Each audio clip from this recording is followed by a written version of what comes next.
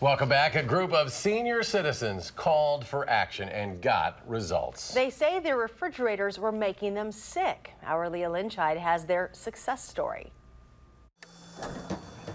I like to cook. I like to cook a lot.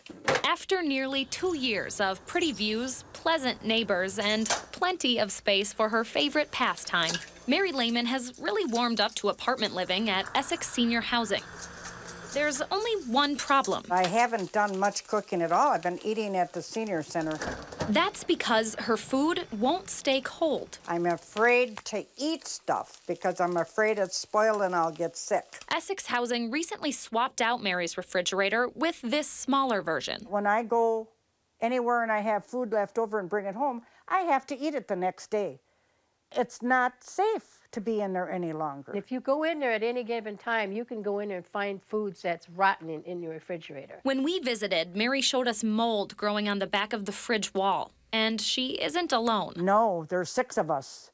6 of us had them taken out. 6 apartments with 6 elderly residents, all in their 80s and 90s, had their fridges swapped out for a version they say isn't designed for food at all. And it says in the same thing in the manual, not for long-term food storage. Medical refrigerators only. The temperature only goes from like 40 degrees on up.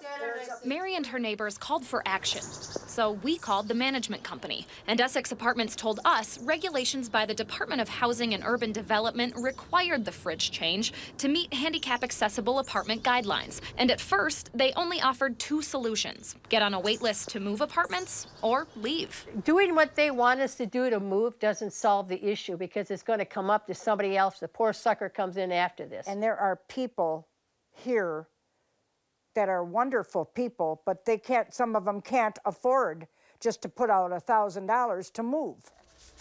We asked HUD ourselves about those regulations, and officials there said HUD only requires the apartment to have certain space measurements. There's no specification for fridge size or type. Just before this story was set to air, Essex Apartments told us while they've followed all HUD regulations, they would be voluntarily replacing the fridges anyway. After too many heated conversations, it's exactly what Mary and her neighbors have been hoping to hear. In Waunakee, I'm Leah Lynchide for WISC News 3. Mary says residents are expecting those new refrigerators by the end of the month. And if you have any consumer problems you need help solving, our Call for Action volunteers are here every Monday, Wednesday, Friday from 11 to 1. And you can call for action 608-270-2833, or you can ask for help anytime through our website, channel3000.com/call for action.